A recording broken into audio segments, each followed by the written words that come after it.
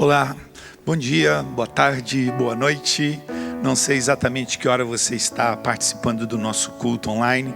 Você é muito bem-vindo no nosso canal. Nós nos alegramos muito com a sua presença. E hoje, especialmente neste domingo de Páscoa, nós oramos para que Deus possa abençoar a sua vida, abençoar a sua casa, abençoar a sua família, nesse dia de celebração. Que você possa separar um tempo, você e sua casa, para juntos nós podermos adorar o nosso Deus e também juntos podermos participar da ceia do Senhor. Eu quero ler com você apenas um texto da palavra que diz de uma forma muito simples e muito clara para nós, quando diz: desta maneira comereis lombos cingidos, sandálias nos pés e cajado na mão. Comê-lo-eis à pressa, é a Páscoa do Senhor.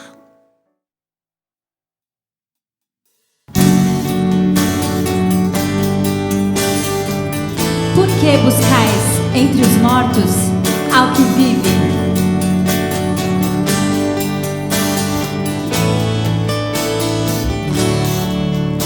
Jesus, em tua presença, reunimos-nos aqui, contemplamos tua face e rendemos-nos a ti.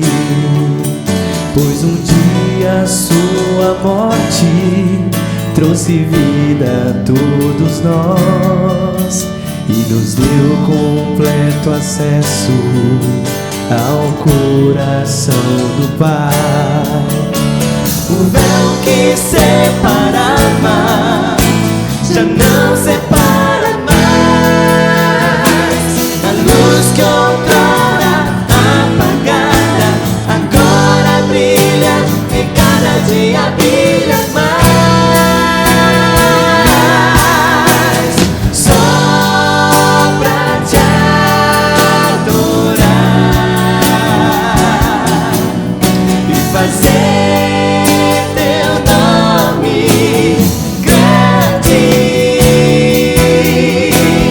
e te dar o louvor que é devido. Estamos nós aqui. O véu que separava já não separa mais. A luz que outrora apagada agora brilha e cada dia brilha mais. Só pra te adorar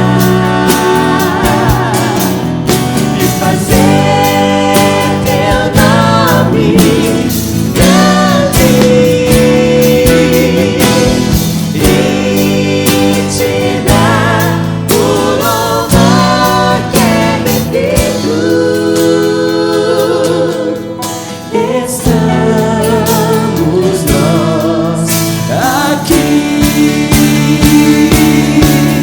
e na força do Espírito Santo nós proclamamos aqui que pagaremos o preço de sermos um só coração do Senhor.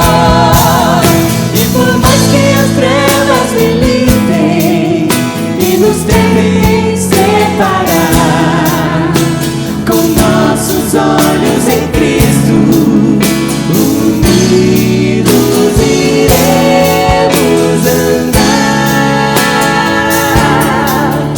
Unidos iremos andar. Unidos iremos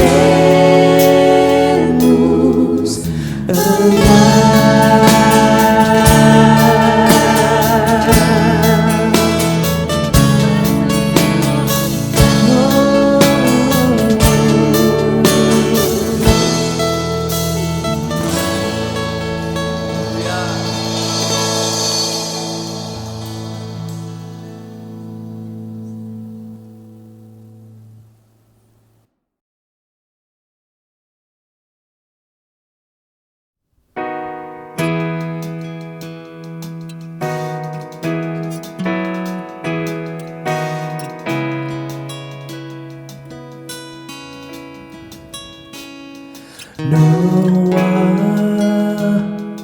outro nome igual,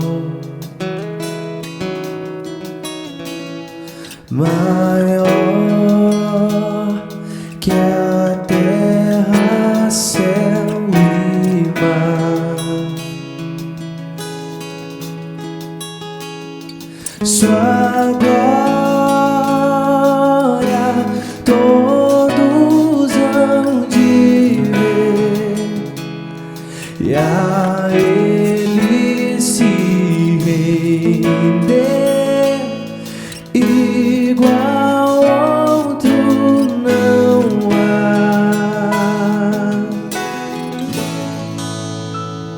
Sua face brilha mais que o sol. Sua glória eterna em amor.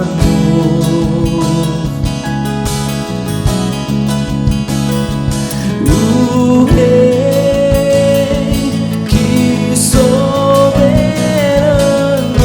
está, em glória reinará. Igual outro não há. Erga os olhos, o Rei chegou. A luz do mundo nos alcançou. Não há um nome igual, não há um nome igual. Cristo é o Senhor, o invencível reinando está. Montes se prostram para o adorar. Não há um nome igual, não há um nome igual. Cristo é o Senhor.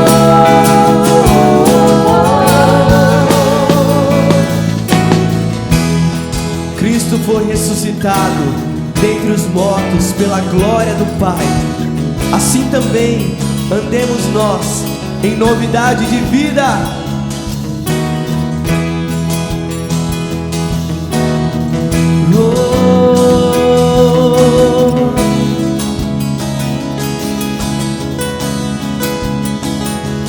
Em Deus a esperança cheia. Na cruz venceu o nosso Rei.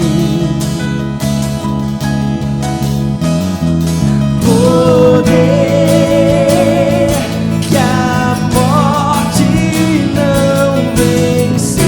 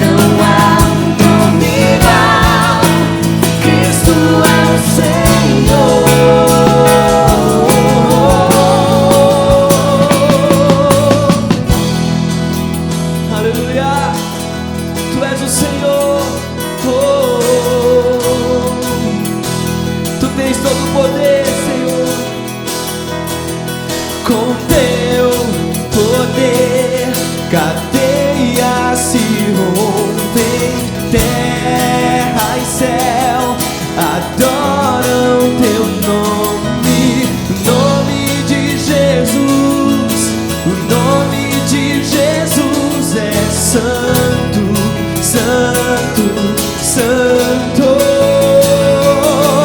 Com teu poder, cadeias se rompem, terra e céu adoram teu nome, nome de Jesus, nome de Jesus é santo, santo, santo. Erga os olhos, o Rei chegou, a luz do mundo nos alcançou.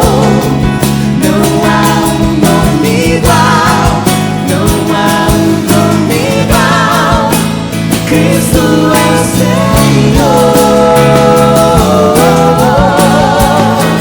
O invencível reinando está, montes se prostram para o adorar. Não há um nome igual, não há um nome igual, não há um nome igual, não há um nome igual, Jesus.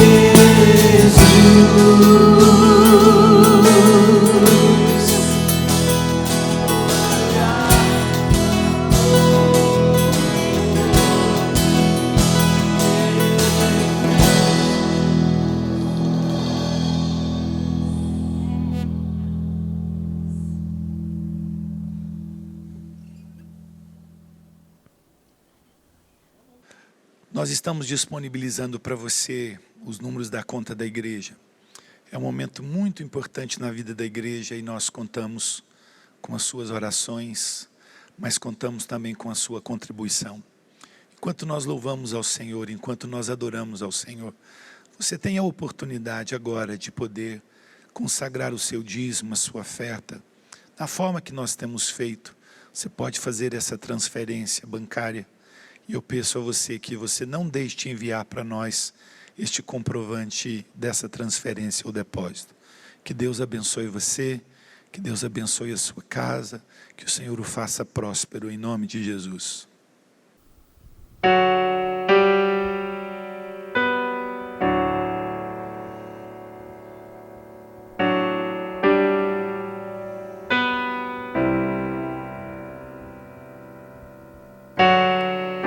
O universo chora, o sol se apagou, ali estava morto Salvador.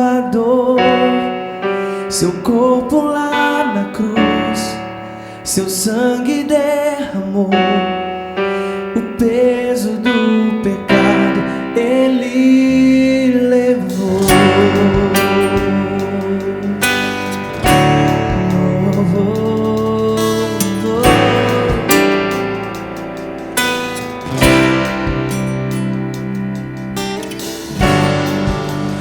Pai o abandonou, cessou seu respirar, em trevas se encontrou o Filho. A guerra começou, a morte enfrentou, todo o poder das trevas vencido foi. A terra estremeceu, sepulcro se abriu e nada vencerá seu grande amor. Ó morte, onde estás? O Rei ressuscitou, ele venceu pra sempre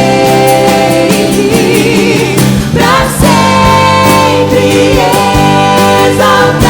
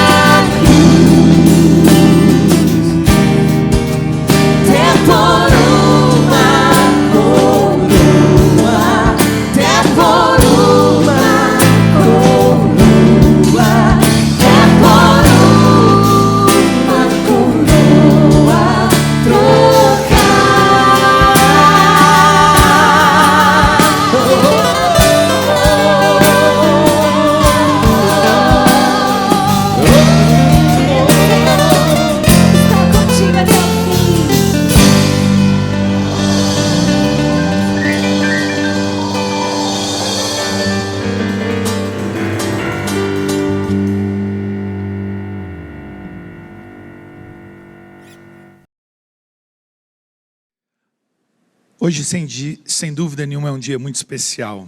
É domingo de Páscoa. E algumas coisas vêm ao nosso coração neste dia. O que significa? Por quê? Qual é o propósito? O que Deus tinha em mente quando Ele deu a nós e ao seu povo, lá no passado, a Páscoa? No livro de Êxodo, no capítulo 12, todo o capítulo 12 de Êxodo, é uma narrativa sobre este momento muito específico na vida do povo de Israel. Um povo, naquela nação escravizada, sofrida, quando Deus toma a decisão então de tirar aquele povo do cativeiro. No capítulo 12, nos versos 11 e 12, a palavra do Senhor diz assim: desta maneira o comereis, lombos cingidos, sandálias nos pés e cajado na mão. Comê-lo-eis à pressa, é a Páscoa do Senhor, porque naquela noite passarei pela terra do Egito e ferirei na terra do Egito todos os primogênitos, desde os homens até aos animais. Executarei juízo sobre todos os deuses do Egito. Eu sou o Senhor.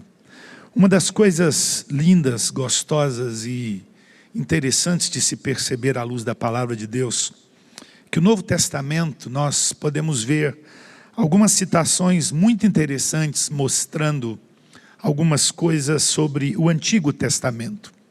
Paulo, escrevendo aos Colossenses no capítulo 2, no versículo 17, ele diz que todas as coisas que nós vimos no passado, no Antigo Testamento, era sombra daquilo que haveria de vir. Era sombra daquilo que haveria de vir. Em Hebreus ainda o texto diz, falando sobre os sacerdotes e sobre o trabalho e o ministério sacerdotal, diz que os quais ministram em figura e sombra das coisas celestes. É maravilhoso poder perceber, à luz da palavra de Deus, que desde uma eternidade passada, desde os primórdios da história do povo de Deus, Deus tem se revelado ao homem, Deus tem se revelado a nós. Nós precisamos, sem dúvida nenhuma, fazer distinção daquilo que é sombra para aquilo que é real. A palavra do Senhor diz que aquilo que vimos no passado era sombra daquilo que haveria de vir. E esta sombra destas coisas passadas, elas estavam e estão presentes no relato bíblico, no rito sacerdotal, na vida de Israel, do povo de Israel, enquanto povo de Deus, na vida e através do ministério dos profetas, nas figuras e exemplos espirituais revelados no Antigo Testamento. Quem de nós nunca ouviu falar que Egito simboliza mundo, cadeias representam escravidão, cativeiro representa o pecado? Quem de nós nunca ouviu expressões ou exemplos como este, que são tomados da própria palavra de Deus? Mas afinal de contas, do que nós estamos falando? Qual que é o tema e qual é o foco principal nesta palavra? A Páscoa. E quando nós falamos da Páscoa, nós estamos falando da vida que brota da morte. Nós estamos falando da vida que brota de alguém que se deu, de alguém que pagou o preço. Quando nós olhamos para a Páscoa, nós vamos perceber que para que a Páscoa acontecesse, para que aquela libertação fosse experimentada, algumas coisas precisavam ser feitas, algumas coisas precisavam acontecer na vida daquele povo que estava naquele cativeiro. E a coisa mais importante era, alguém precisava morrer.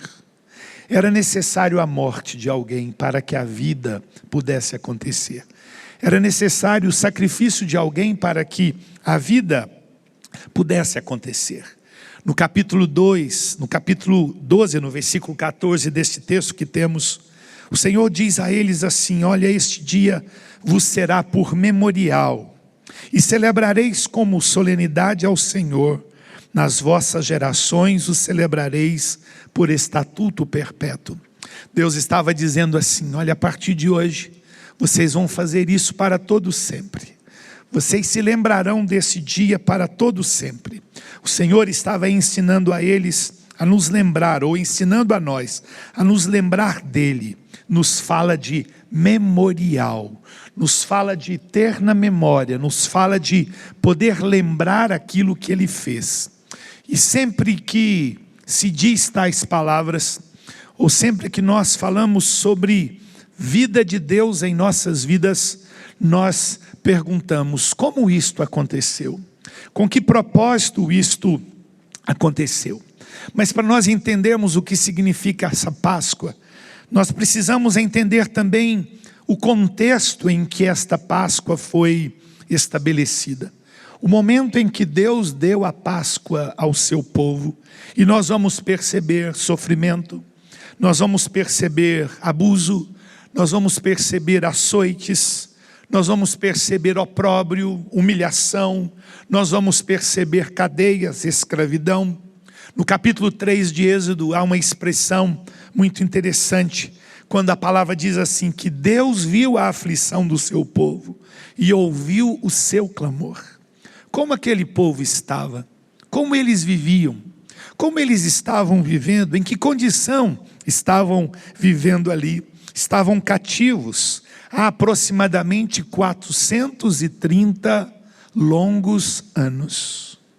Gerações e mais gerações nasceram ali e ali morreram. Nasceram escravos e morreram escravos.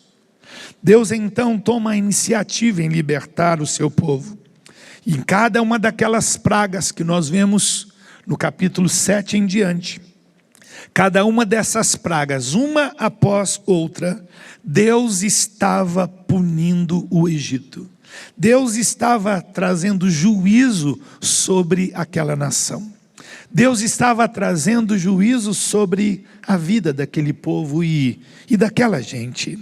E eu quero aqui abrir um pequeno parêntese. Nós estamos vivendo os dias assim tão conturbados. Houve-se na nossa terra, houve pelas nações, houve-se mundo afora de uma praga, de uma pandemia. E quando nós olhamos para isso, nós precisamos, e tenho falado sobre isso, e temos refletido sobre isto, nós podemos perguntar: hoje, a igreja do Senhor precisa ver e observar os fatos que estão acontecendo pelo mundo afora. Quando nós estamos vivendo esta pandemia, isso não vem do acaso, isso não vem como obra de Satanás. Nós precisamos, enquanto povo de Deus, parar, pensar e entender: Deus, o que está acontecendo? No domingo passado falei, mencionei isto, e hoje mais uma vez eu quero trazer isso para a nossa reflexão, porque esta praga está arruinando as nações. O número de mortes que nós ouvimos no Brasil e mundo afora é muito pequeno diante da população mundial. É muito, muito pequeno. Mas qual o resultado desta pandemia? Não são apenas as mortes que já aconteceram ou que nós ainda teremos, mas é o que isso está trazendo nas nações, nas economias, nas indústrias, mundo afora. Os investidores, tanta preocupação, o mercado financeiro, as economias mundiais desesperadas. E a pergunta que nós fazemos é: por que todas estas coisas? Talvez nós pudéssemos responder: qual é a maior causa de morte no mundo? Quais são os maiores problemas de mortalidade que nós enfrentamos no mundo? Talvez nós possamos dizer que seja, talvez, esta pandemia. Não, está muito longe. Quando nós entendemos e afirmamos que Deus tem trazido um certo juízo sobre as nações e sobre os povos, é porque algumas coisas têm acontecido, isso tem subido à presença de Deus, e isso tem desagradado muito o coração de Deus. Talvez você não saiba, mas segundo a Organização Mundial de Saúde, a maior causa de morte no mundo é o aborto. Isto é assustador quando pensamos. Por quê?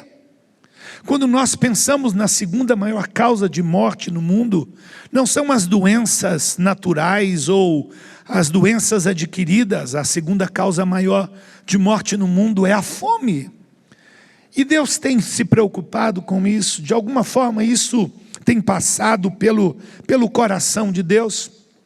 Quando nós olhamos para o Brasil, o que nós percebemos? Uma das nações mais corruptas do mundo, uma das nações mais violentas do mundo, um dos países onde existe a maior criminalidade do mundo. Fome. Nós vemos o legislativo e o judiciário querendo governar. Nós vamos ver polarização política e nós vamos ver o nosso povo sofrendo por causa de todas estas coisas que os nossos governos têm trazido a nós. E a pergunta que eu faço é: como Deus vê tudo isso? Como Deus vê todas estas coisas? Ele está ou ficará indiferente a tudo isto? Seguramente não. Deus não ficará e Deus não está indiferente a todas estas coisas. E o entendimento que tenho, e ouvindo muitos homens e homens de Deus pregando no Brasil e mundo afora, é de que Deus está trazendo juízo sobre as nações. E uma outra pergunta faço: por que justamente neste período da Páscoa?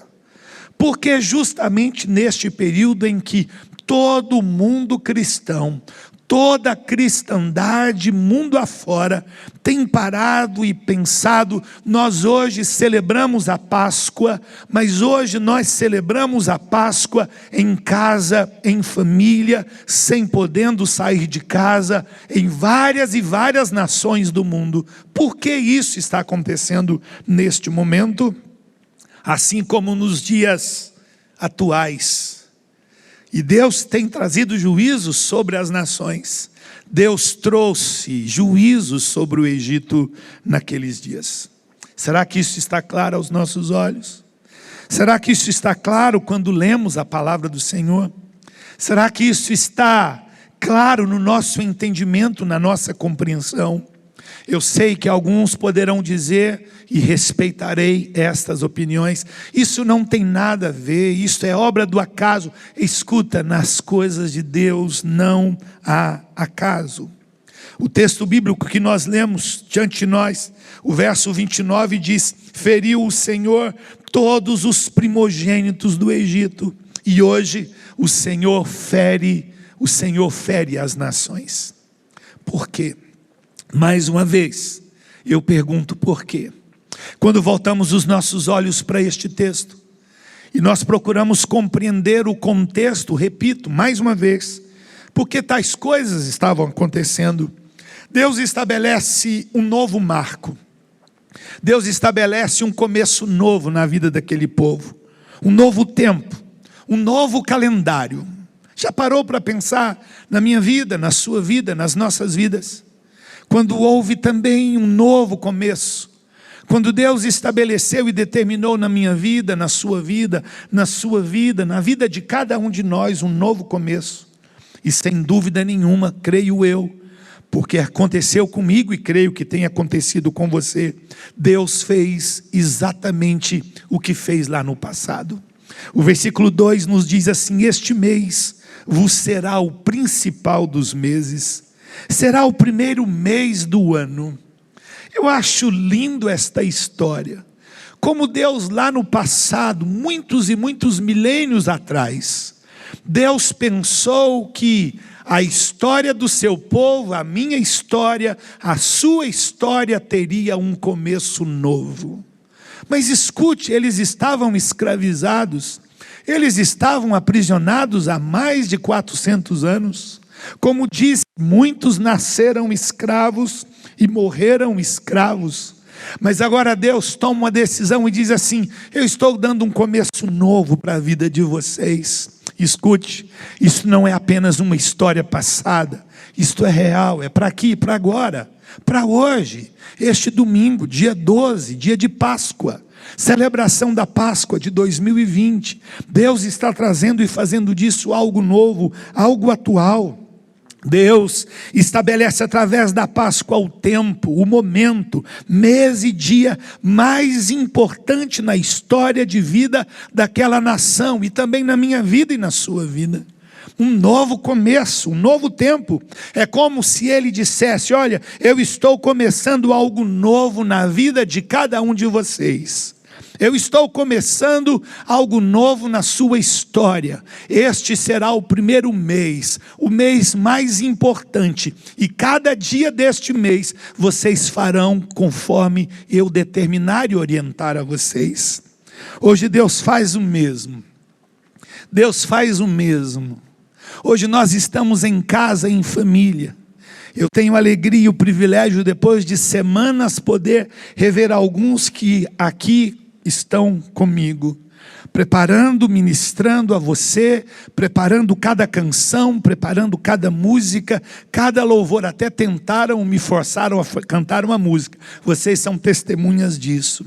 Mas uma das coisas que a gente percebe é que Deus fez uma mudança na história. A nossa história, como a história universal, ela é marcada antes de Cristo e depois de Cristo.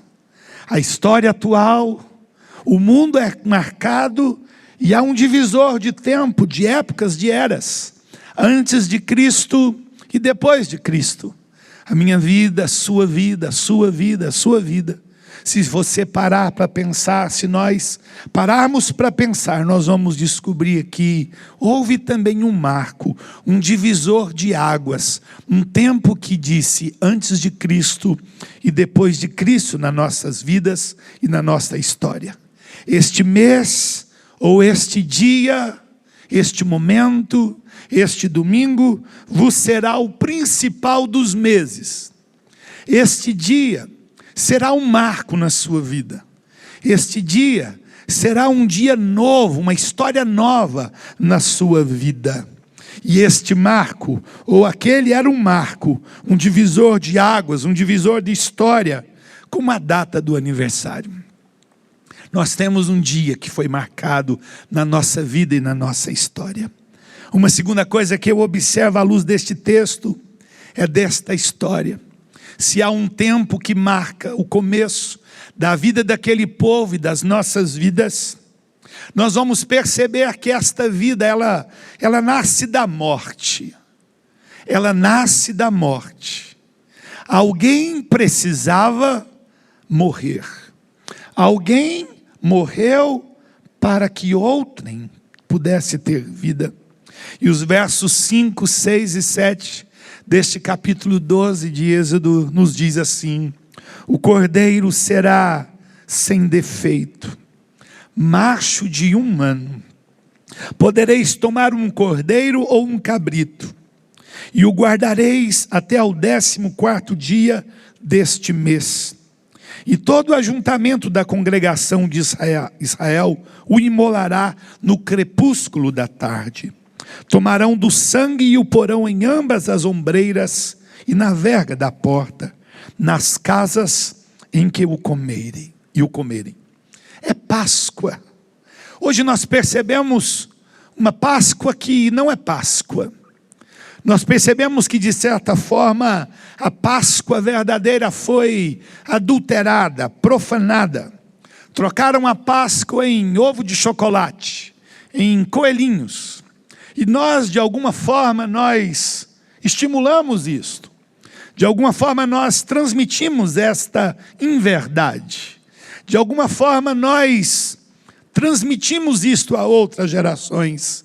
Nós podemos até ganhar ovos de Páscoa, nós podemos até ganhar e dar chocolates, mas nós precisamos deixar claro, ou que fique claro, a Páscoa é a vida que nasce da morte. Quando nós celebramos a Páscoa, nós precisamos, como aconteceu naqueles dias, ao redor de uma mesa, como fazemos hoje neste domingo, em que nós celebramos a Páscoa do Senhor, nós precisamos lembrar, olha, o que está acontecendo E o porquê celebramos este dia é porque lá no passado nós éramos escravos e Cristo Jesus nos fez livres. E um preço foi caro. Alguém precisou morrer no meu lugar. Ei, minha esposa, alguém precisou morrer no seu lugar. Ei, meu filho, ei, minha filha, alguém precisou morrer no seu lugar. E é por isso que nós hoje celebramos. É a revelação do amor de Deus em Jesus Cristo, o Cordeiro que foi morto, para que eu e você fôssemos libertos. Não existe vida, escute, não existe vida fora de Jesus Cristo. Nada, nada, nada do que acontece aqui, nada do que acontece nos céus, nada do que acontece sobre a face da terra, nada, absolutamente nada, acontece senão pela graça e pelo amor de Deus através do seu Filho Jesus Cristo. Não existe vida sem a morte de Cristo na cruz. Não existe vida para mim, para você, para nenhum de nós, sem a morte de Cristo. A cruz é o momento mais importante na história da humanidade. A cruz é o elemento mais importante na história do cristianismo. Toda a fé cristã, inevitavelmente, passa pela cruz de Cristo. Porque Ele foi morto e crucificado. E a Bíblia diz que Ele foi sepultado. E a Bíblia diz que Ele ressuscitou. E a Bíblia diz que eu morri com Cristo, eu fui crucificado com Cristo, eu fui sepultado com Cristo, e a Bíblia diz que eu ressuscitei com Cristo Jesus. Ora, assim como a Páscoa, a cruz não foi algo acidental. Escute, a Páscoa não foi algo acidental. A cruz de Cristo também não foi algo acidental, mas estava dentro dos planos eternos de Deus. E quando nós voltamos os nossos olhos para a Bíblia, nós descobrimos que em Deus não há acaso. Deus não foi e jamais será tomado de surpresa. João escrevendo Apocalipse no capítulo 13, no versículo 8, ele diz que o Cordeiro que foi morto desde a fundação do mundo, no plano eterno de Deus, Jesus já havia morrido por mim, por você, pela vida de cada um de nós. Deus não foi tomado de surpresa. Paulo escrevendo aos Efésios no capítulo 1, no versículo 4, ele diz assim: assim como nos escolheu nele, em Cristo Jesus, antes da fundação do mundo. Olha que privilégio saber que antes que o mundo fosse mundo, Deus já me conhecia, Deus já conhecia você, cada um de nós. É isto que a Bíblia nos diz. Então, é impossível, ainda que a gente queira, é impossível crer, admitir a possibilidade de que Deus, o Criador de todas as coisas, foi tomado de surpresa em algum momento. Não. Tudo estava dentro dos planos de Deus. A cruz é a revelação do grande amor de Deus por mim, por você, por nós, pela vida de todos os homens. Há uma poesia na Bíblia, talvez a maior de todas as declarações de amor que alguém poderia fazer, nos céus, na terra ou embaixo na terra. É quando a Bíblia diz, João 3,16, é a maior de todas as declarações de amor que alguém poderia fazer a alguém. E Deus decidiu fazer essa declaração de amor a mim, a você, a cada um de nós. E essa declaração é assim, porque Deus amou o mundo de tal maneira que deu o seu Filho unigênito para que todo aquele que nele crê não pereça, mas tenha a vida eterna. Meus queridos, ao contrário do que muitos dizem, cruz não é lugar de derrota, cruz não é lugar de fracasso, cruz é lugar de vitória. A cruz é lugar de conquistas. Todos os meus medos e temores, todas as minhas preocupações, todas as minhas dores, enfermidades e mazelas, tudo aquilo que não vale nada em mim, tudo aquilo que é mal em mim, tudo aquilo que é pecado na minha vida, eu posso reverentemente, humildemente, me quedar aos pés da cruz e dizer: Senhor, eis aqui a minha vida, eu me rendo a Ti, eu me prostro diante de Ti, eu entrego o meu coração a Ti. Páscoa é celebração das famílias, e eu acho Deus e vejo Deus fora de série. Deus é de uma capacidade inenarrável. Deus pensou para o ano de 2020 colocar muitas e muitas milhares de famílias dentro de casa, para que nós pudéssemos entender. Tomara que você não perca essa oportunidade, mas que nós pudéssemos entender o que significa Páscoa em família. Não uma festa, não um programa, não alguma coisa planejado com os amigos familiares, mas o verdadeiro significado da Páscoa. E aprove a Deus, no plano ou nos planos eternos de Deus, que hoje nós estivéssemos em casa, em família, talvez somente o pai, a mãe e os filhos, talvez os avós com os netos, talvez alguém sozinho, família, talvez um único casal, talvez irmãos, sem a figura do pai ou da mãe, com todos os modelos de famílias que nós temos e experimentamos e conhecemos nos dias de hoje. Aprove a Deus que nós pudéssemos aqui hoje celebrar a Páscoa em família. Celebrar a Páscoa em família. O versículo 3 deste texto que temos diz assim: aos 10 deste mês, cada um tomará para si um cordeiro, segundo a casa dos pais, um cordeiro para cada família. Quando eu li esse texto, quando leio este texto, eu começo a pensar na especificidade de Deus. Como Deus é específico, como Deus é preciso. Um cordeiro para cada família. Um cordeiro para cada casa. Olha, ninguém de fora, a menos que a sua família seja pequenininha e um cordeiro vai sobrar, então convide. Este foi o contexto lá no cativeiro egípcio para aquele povo. Mas a especificidade de Deus, dizer, olha, um cordeiro para cada família. O que isso nos diz, o que isso nos mostra? Que Deus tem um compromisso com a família. Deus tem um compromisso com cada casa, com a sua família. Voltamos um pouco às páginas da nossa Bíblia. No capítulo 12 de Gênesis, no versículo 3, quando o Senhor olha para a vida de um homem que ele chamou depois de amigo de Deus. Abraão era amigo de Deus, foi conhecido como amigo de Deus.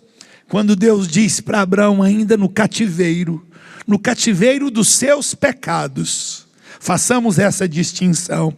Deus disse para Abraão: Abraão, sai da sua terra, da sua parentela, vai para uma terra que eu te mostrarei.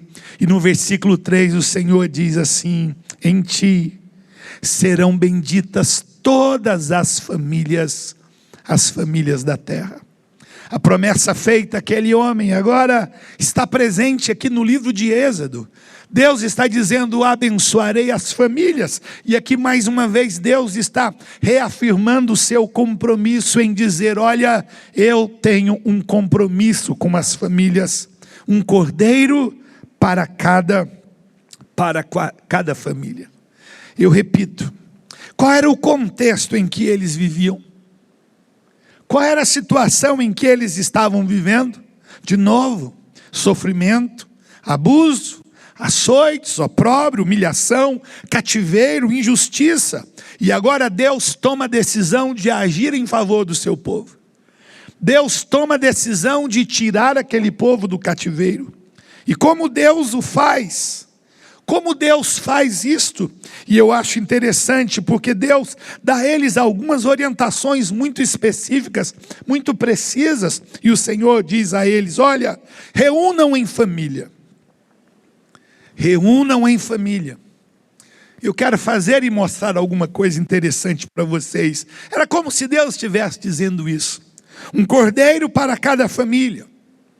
Vocês sacrificarão um cordeiro ao final do dia, no crepúsculo da tarde, no finalzinho do dia.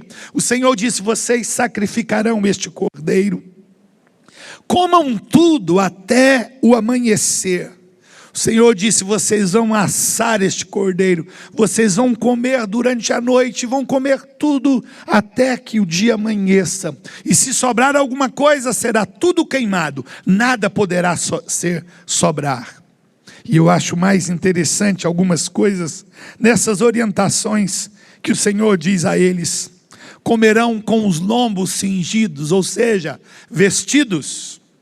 Nós estamos aqui simulando uma casa, uma sala, e alguém disse: posso colocar a almofada no meu colo?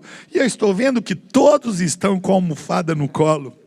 Outros dizem: eu posso deitar no sofá? Não, aqui no contexto Deus estava dizendo assim: olha, vocês vão comer, mas vocês vão comer vestidos, preparados para sair. Mais do que isto, vocês vão calçar as sandálias de vocês, sandálias nos pés, cajado na mão, comê-lo-eis à pressa. Páscoa significa Deus estava passando sobre, ou passar sobre. E quando Deus toma esta decisão, e Deus dá todas estas palavras ao seu povo, eu comecei a pensar e a imaginar o que passou no coração daquele povo. Eram aproximadamente 3 milhões de pessoas, dizem os estudiosos. Era muita gente, muitas famílias. E o que passava pelo coração daquela gente? Dá para imaginar o coração daquele povo. Dá para imaginar o sentimento daquele povo vivendo algo desconhecido. Vivendo algo que até então eles não tinham visto e nem ouvido.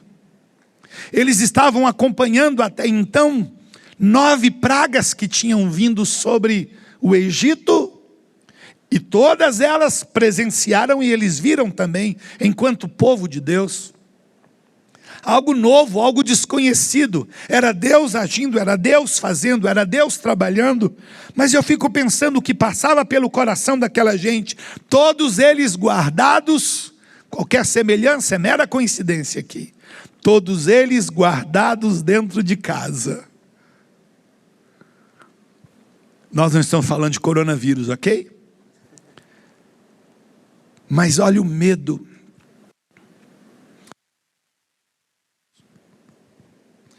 Olha os questionamentos, olha o medo que estava presente no coração.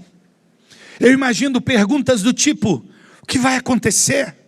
Porque a palavra de Deus foi dada: vocês não saiam de casa até amanhecer o dia. Vocês não coloquem os pés fora de casa até que o dia amanheça. E quanto questionamento deva ter vindo ao coração daquele povo. Quantas dúvidas no coração daquela gente. O Senhor disse: comam depressa, não saia de dentro de casa até que o dia amanheça. O que isso deve ter provocado? Eu quero fazer aqui 2 considerações muito importantes. Porque Deus disse para eles ficarem dentro de casa? Porque o Senhor disse para eles comerem depressa? Porque o Senhor disse a eles para que eles estivessem preparados como que para sair com pressa, como que fugindo? Porque o Senhor disse tais coisas a ele? a eles. E eu quero então fazer duas considerações. Primeiro, havia sangue, o sangue do Cordeiro sobre a casa de todos eles, dos filhos de Israel. Havia o sangue do Cordeiro sobre a casa de todos eles. Do lado de dentro daquela casa, ou daquelas casas, havia salvação. Do lado de dentro daquelas casas havia cuidado de Deus. Do lado de cá, do lado de dentro, o mal não vai entrar. O Senhor estava dizendo isto a eles. Do lado de cá, do lado de dentro desta casa, praga não vai alcançar vocês. Eles não entendiam, mas Deus estava fazendo isto por eles. Do lado de dentro havia segurança. Do lado de dentro havia vida. Do lado de dentro havia acolhimento. Do lado de dentro havia reciprocidade entre eles. Eles comiam juntos, partilhavam do pão juntos. Eles tinham algo em comum. E eu gosto de pensar que a questão aqui não era somente a preservação da vida em si. E Páscoa vai muito mais do que a preservação daquele povo lá no passado. O que Deus estava mostrando não era somente terem as suas vidas poupadas pelos egípcios. O que Deus mais estava mostrando a eles e às vindouras gerações, e chegou até nós, era a salvação eterna. Era isto que o Senhor estava mostrando, a preservação da alma, a preservação da vida espiritual. Era para isso que Deus estava apontando. E de novo, a sombra do que haveria de vir era a salvação em Cristo Jesus. Por que isto? Porque eles deveriam comer pães asmos, sem fermento algum. E o fermento tipifica e representava o pecado. Eles deveriam comer ervas amargas para que eles se lembrassem dos dias de sofrimento. Tinham algo em comum: o sofrimento, o pecado e o cativeiro. E Deus estava dizendo a eles: olha, eu estou fazendo muito mais do que tirar vocês de um cativeiro e preservando a vida de vocês. Eu estou preservando a posteridade de vocês. Não é a vida pela vida.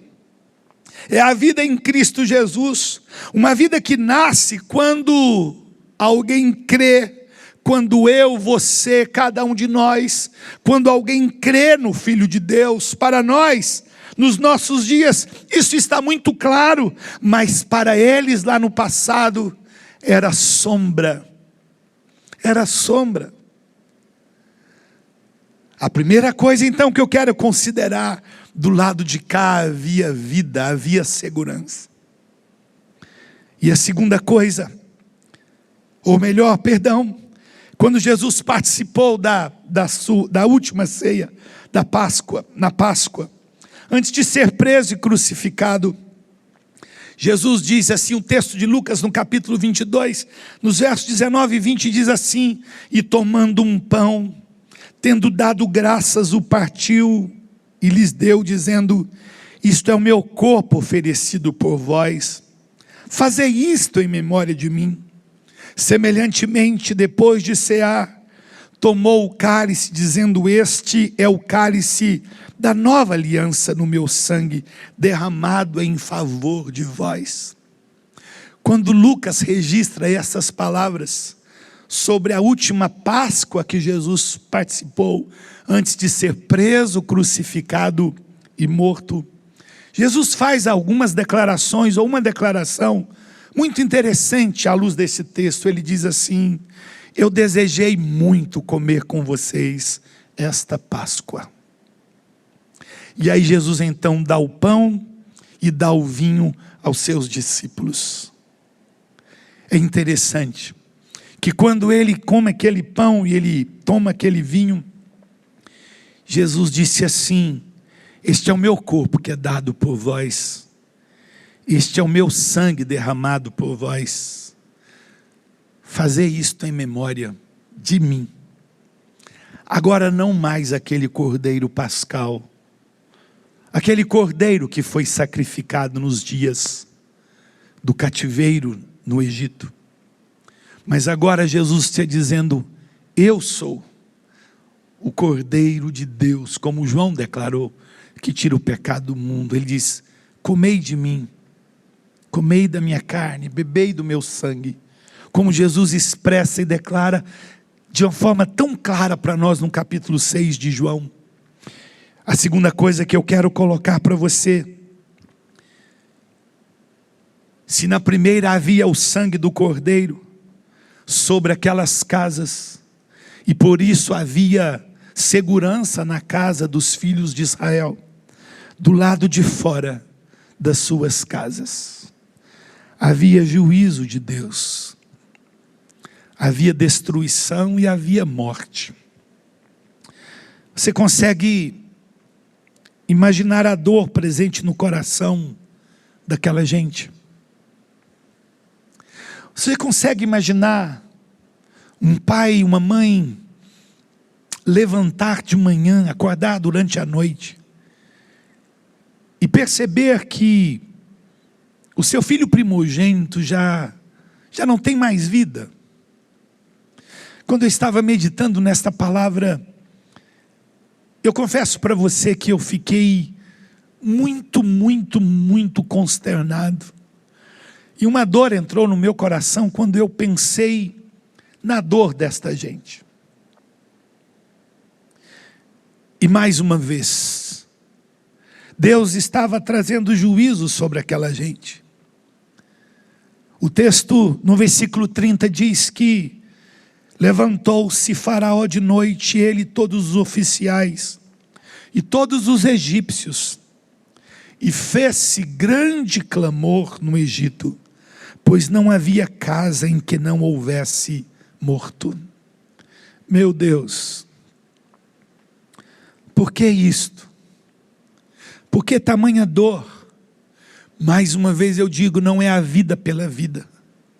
A salvação que Deus estava levando e dando aos filhos de Israel dentro das suas casas, porque o sangue estava sobre as suas casas, o sangue do Cordeiro. Esta mesma salvação está sobre aquelas casas que hoje, como lá no passado, também tem nas suas casas a marca do sangue. Não esta casa feita por mãos humanas, não uma casa de paredes, de tijolos de pedra, mas uma casa espiritual. Portanto, o que tem havido do lado de dentro da sua casa? O que tem havido do lado de dentro da sua casa? O seu filho, a sua filha conhecem a Jesus como Salvador pessoal das suas vidas?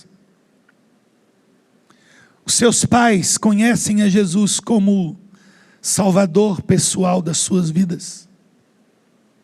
Os seus irmãos consanguíneos conhecem a Jesus como Salvador pessoal da sua vida? O que tem havido do lado de dentro dessas casas? O texto diz, o sangue vos será por sinal.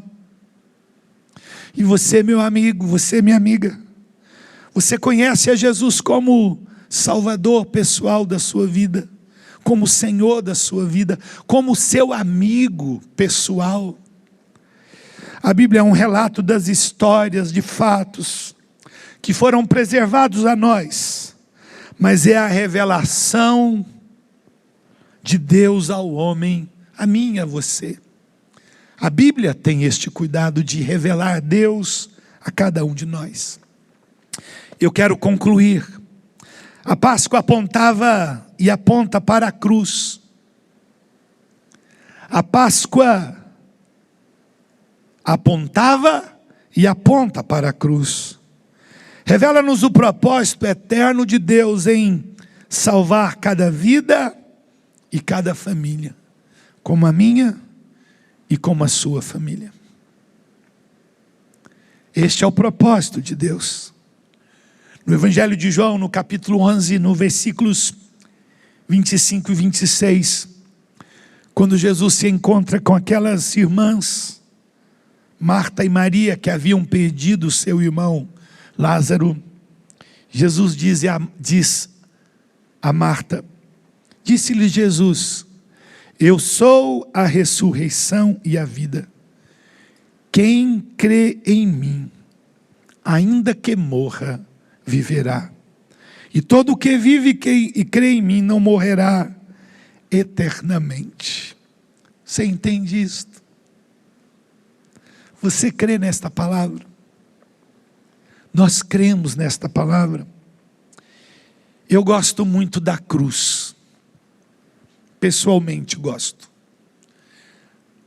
Vejo a cruz como o símbolo mais forte, mais significativo de todos os símbolos que eu conheço.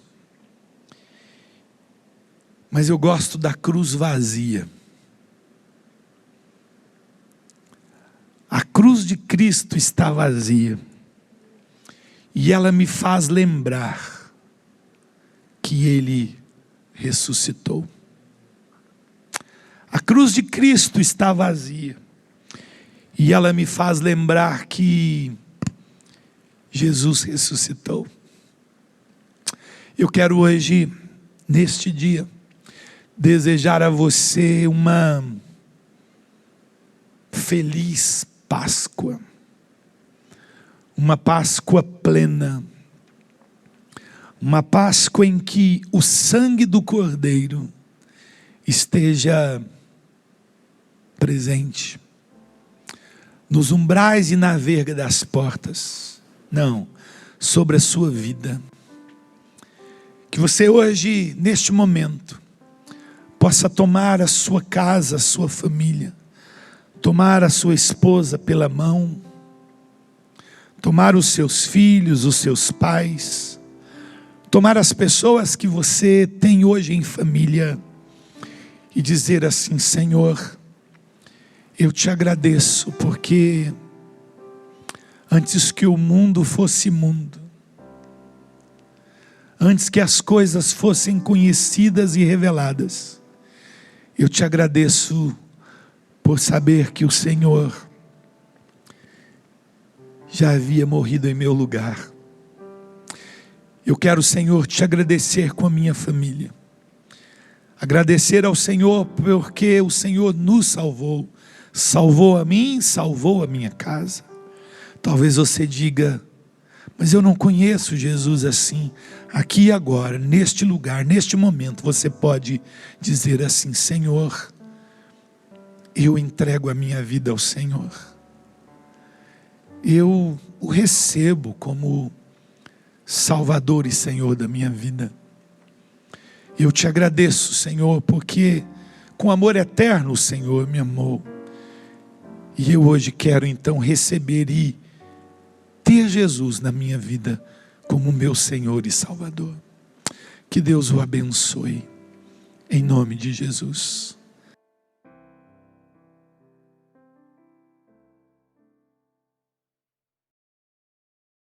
Neste dia de Páscoa, nós temos o privilégio de juntos, em família, podermos participar da ceia do Senhor. Eu gostaria que agora você pudesse, em família, com pão preparado, com vinho preparado, eu gostaria que cada pai de família pudesse coordenar este momento, que você pudesse repartir o pão com a sua casa, repartir o pão com a sua família. A palavra do Senhor disse que o Senhor Jesus, na noite em que foi traído, Ele tomou o pão e, tendo dado graças, o partiu e disse: isto é o meu corpo que é dado por vós. E o Senhor disse: comei dele em memória de mim. Assim como a Páscoa foi dada aos filhos de Israel no passado, e o Senhor disse a eles: isto será por memorial eterno. Jesus agora, não mais daquele cordeiro que foi morto, mas Ele dizendo: eu dei a minha vida por vocês. comam do pão em memória de mim. Então, em memorial, relembrando a morte do Senhor por nós, por mim, por você, comamos do pão em nome do Senhor.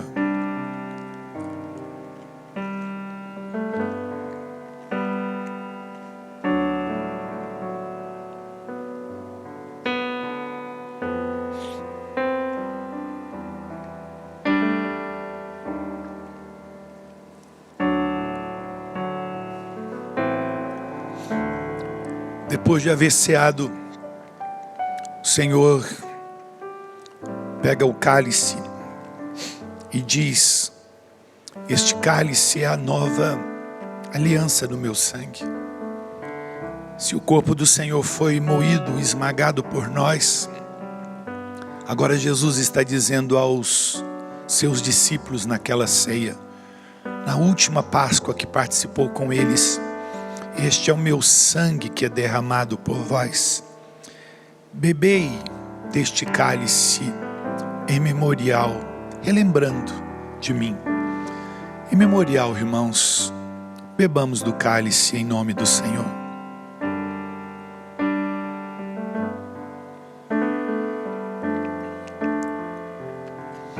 Pai, te agradecemos e nós te bendizemos por este dia. Nós adoramos o Senhor neste dia, Senhor.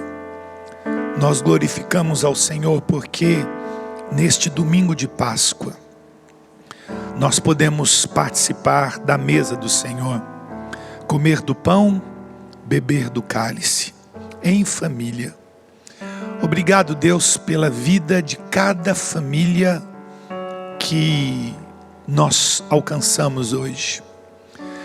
Eu te louvo e te agradeço pela vida de cada casa que, ligado neste canal, pode conosco, em especial as famílias da nossa igreja, participando desta ceia, deste momento na presença do Senhor.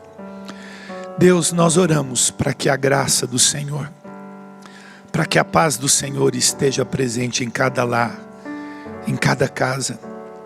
Deus, como ouvimos na tua palavra, do lado de dentro havia segurança, havia salvação, havia graça, alegria, mas do lado de fora, Senhor, havia juízo.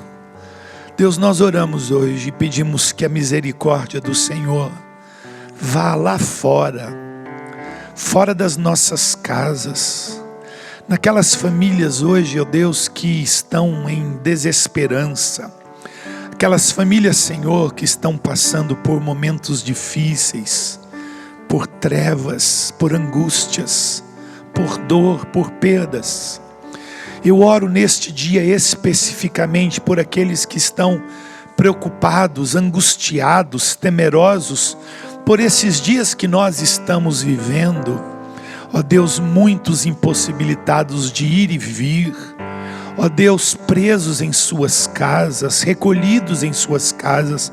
Deus, que este tempo seja um tempo em que o Senhor esteja abençoando, se revelando a ele e a ela. Deus, eu oro por este coração angustiado, preocupado com as finanças, preocupado com o trabalho, com a renda ou com a perda da renda.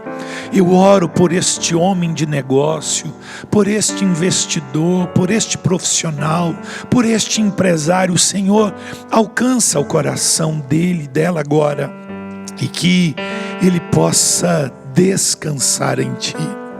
Seja, Deus, sobre o Teu povo a Tua bênção, a Tua paz. Nós oramos, nós Te agradecemos, em nome de Jesus.